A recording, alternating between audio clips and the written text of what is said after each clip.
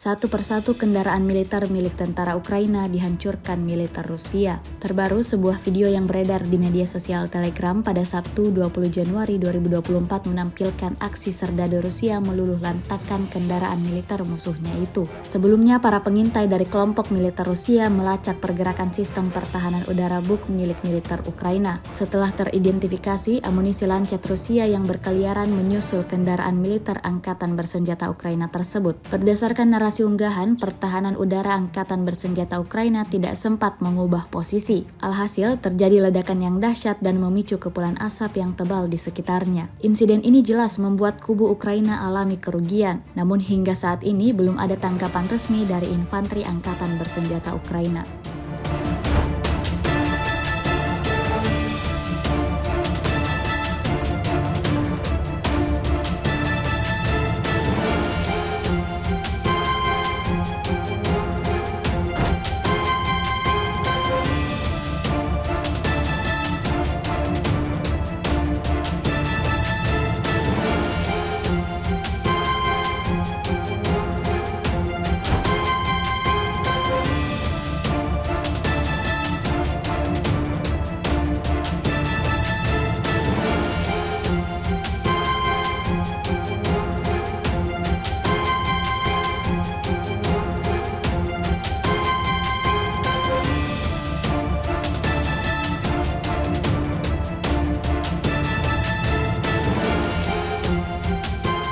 Download Tribun X sekarang, menghadirkan lokal menjadi Indonesia.